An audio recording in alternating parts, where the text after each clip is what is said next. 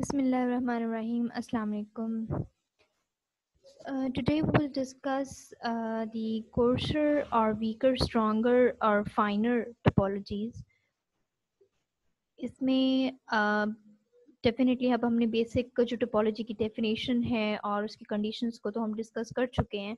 Now we gonna compare के दो topologies का कंपैरिजन जो है वो कैसे किया जाता है कि उसमें कौन सी जो है वो वीकर टोपोलॉजी होती है और कौन सी जो है वो स्ट्रॉन्गर टोपोलॉजी होती है और किस सिचुएशन में जो दो टोपोलॉजीज हैं वो आपस में कंपेरेबल होती हैं.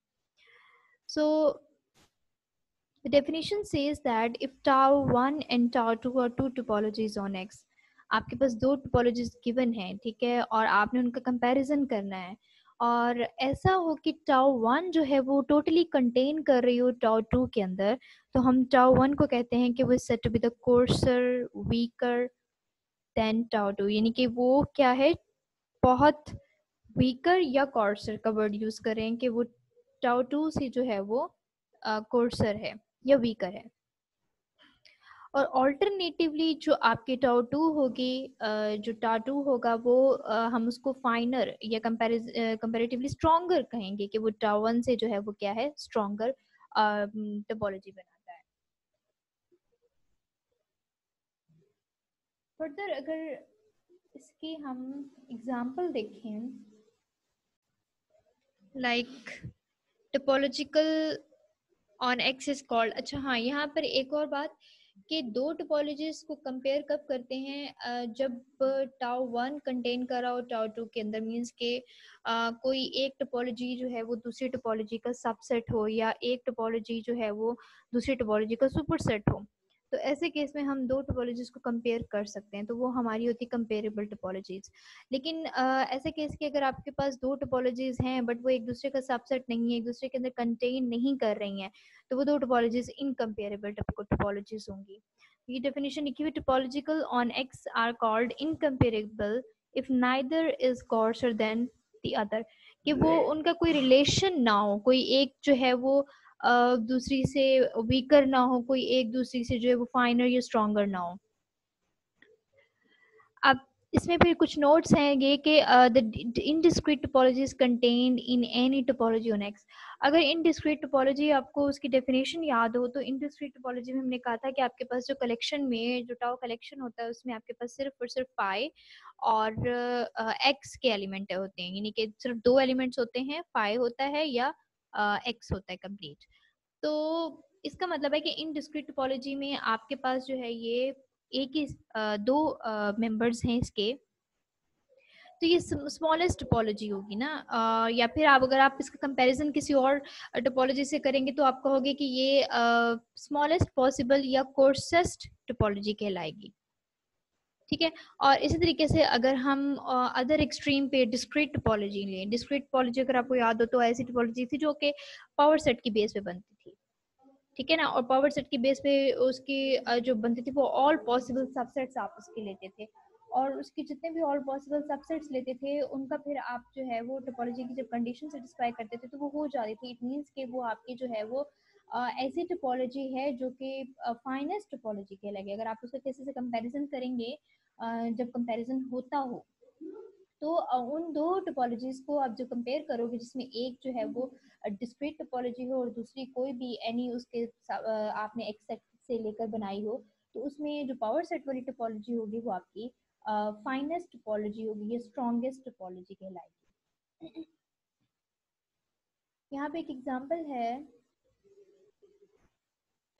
अब यहाँ पर एग्जांपल देखें, the topologies tau 2 and tau 3 on x is equals to a b given in examples are not comparable.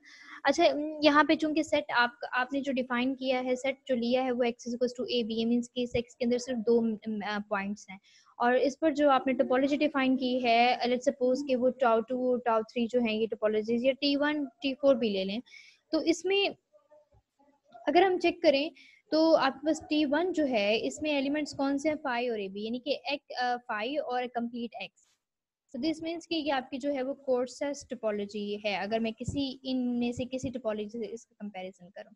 Obviously this is also topology, this is also topology, और ये T4 भी टोपोलॉजी है, ये सारी के सारी आपस में टोपोलॉजीज हैं। लेकिन चूंकि आप जब T1 या T2 को कंपेयर करोगे तो इसमें जो कोर्सेस टोपोलॉजी है वो ये T1 होगी, ठीक है। और क्योंकि T1 जो है वो फुली कंटेन कर रही है T2 के अंदर, ठीक है ना, क्योंकि T1 जो है वो सबसेट है T2 का, तो T1 जो है वो कोर्सेस टोपोलॉजी, और जबकि इसके कंपैरिजन में T2 जो है वो आपकी स्ट्रॉन्गर या फाइनर टोपोलॉजी कहलाएगी। हाँ, अगर आप टोपोलॉजीज के कंपैरिजन चेंज कर दोगे, मींस के अगर आप T1 को T3 से कंपेयर करोगे तो अब आपकी T3 जो है वो फाइनेस्ट टोपोलॉजी हो जाएगी, और T1 जो है वो आपकी कोर्सेस टोपोलॉजी रहेगी। अब एक और केस ये बन सकता है कि T2 और T3 को कंपेयर कर सकते हैं क्या हम, चूंकि ना तो T2 T3 के अंदर कंटेन कर रहा है, ना T3 T2 के अंदर कंटेन कर रहा है। दिस मीन्स कि आपके पास ये एक दूसरे का सबसेट ही नहीं बनते या एक दूसरे का सुपर सेट ही नहीं बनते, तो आप नहीं बता सकते कि इसमें से कॉर्सेस टोपोलॉजी या स्ट्रॉन्गर टोपोलॉजी कौन सी है।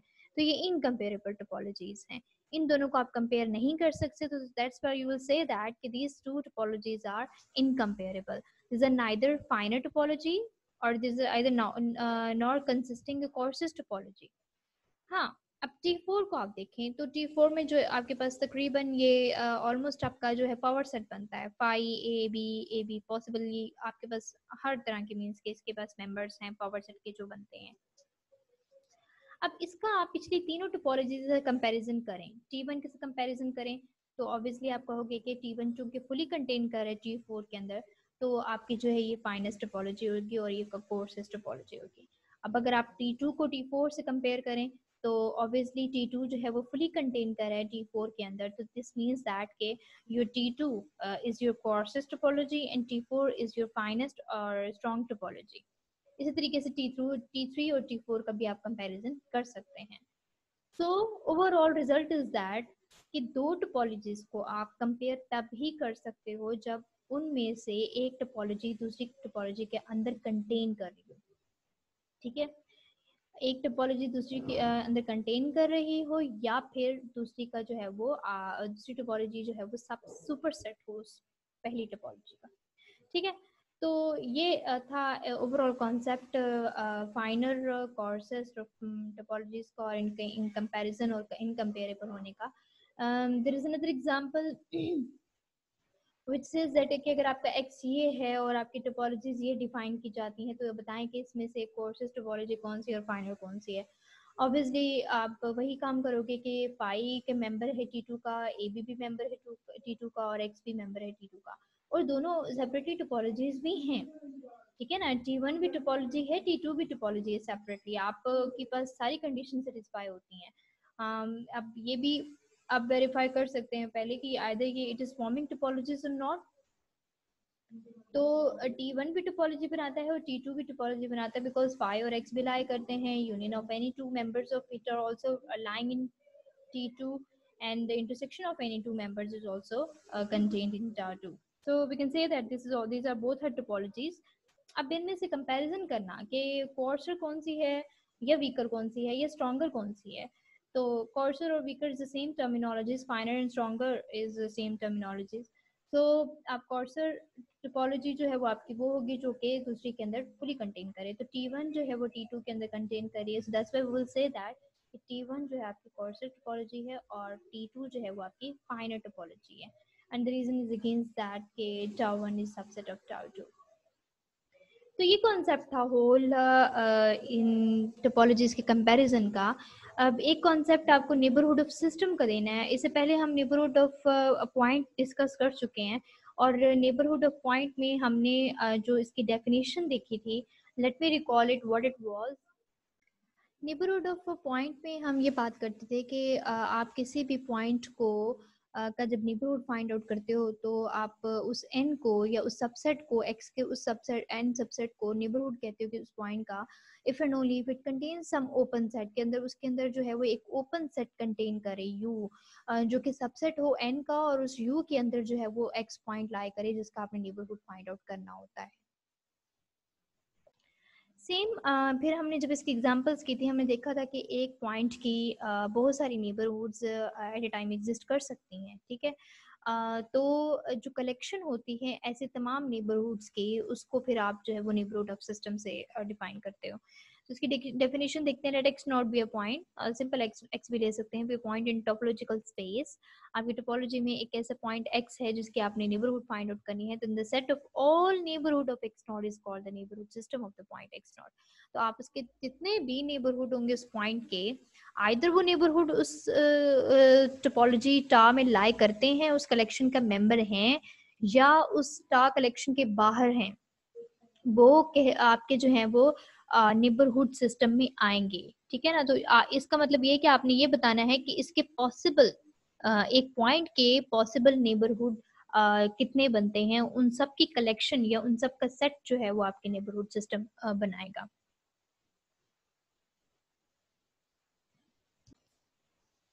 और इसको जो हम डिनोट करते हैं वो this is like that N of X not, यानी कि जिस पॉइंट पर आपने नेबरहुड फाइंड आउट करना होता है उस पॉइंट पर आप उस पॉइंट को लिखते हो, और इसमें आप वो पॉसिबल मेंबर्स जो कि इस नेबरहुड इसके नेबरहुड बनते हैं उसका आप जो है वो सेट मेंशन कर देते हो। फॉर एग्जांपल जैसे कि आपके पास ये है x is to A B C, और इसका टाउ जो है वो आपके पास बनता है फाई ए, मीनिंग कि गिवन है आपको टोपोलॉजी, और इसमें जो है वो आपने a की नेबरहुड फाइंड आउट करनी है, फाई ए बी और x।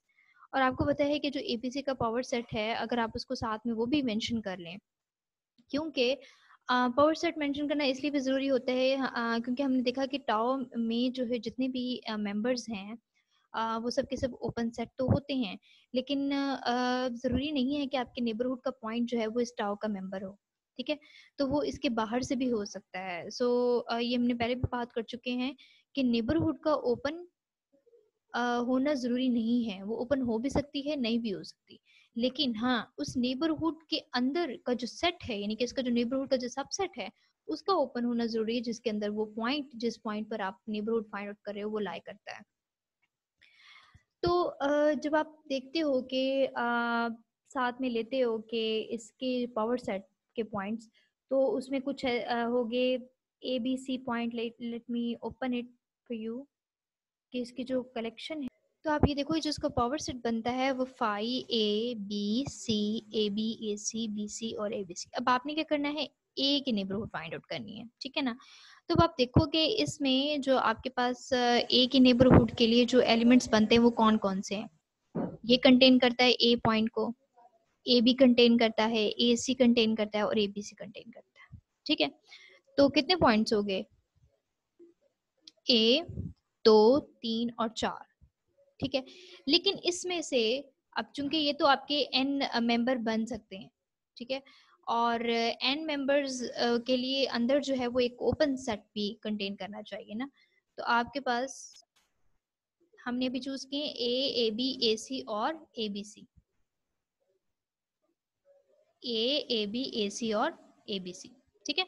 तो ये आपके पास जो है इसके अंदर चूंकि चारों ये वो एलिमेंट्स हैं आपके पावर सेट के जिसके अंदर आपको ओपन सेट मिल जाएगा U, जो के जिसके अंदर जो है वो आपका ए कंटेन कर रहा होगा। ठीक है।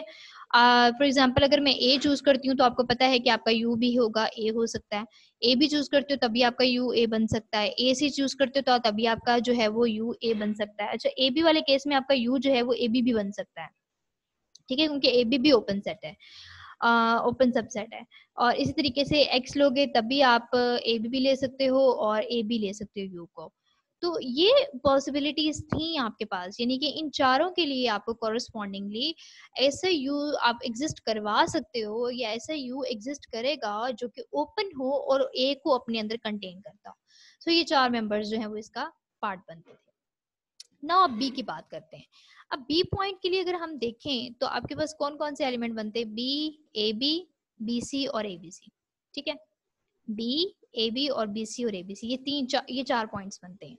तो क्या कॉरस्पॉन्डिंगली अगर मैं देखूं कि आपके पास ओपन सबसेट इसके इसमें से कितने के कंटेन कर रहे हैं,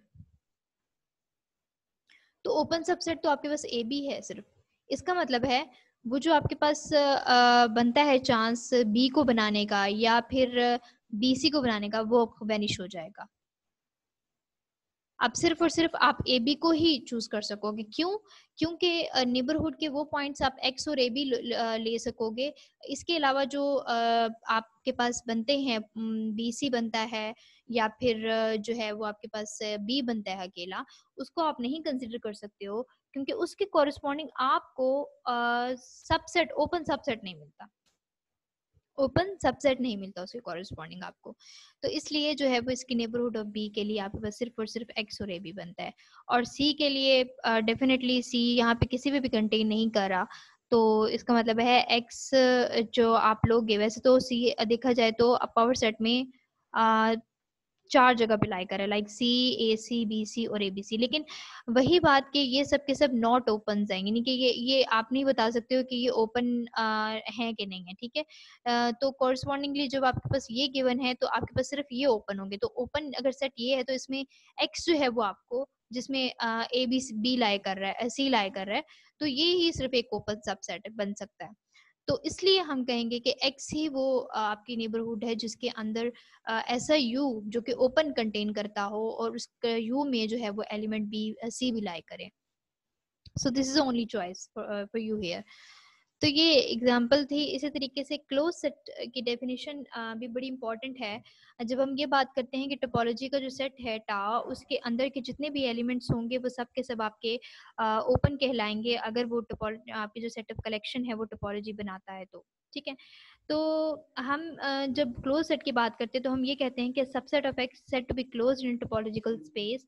आप किसी भी सब एक्स के सबसेट को कहते हो कि वो क्लोज्ड है टोपोलॉजिकल स्पेस में, अगर आप कॉम्प्लीमेंट लो उसका with respect to X is open, कि आप उस क्लोज सेट का कॉम्प्लीमेंट लो और एक्स के साथ तो वो ओपन हो या इक्विवेलेंटली हो।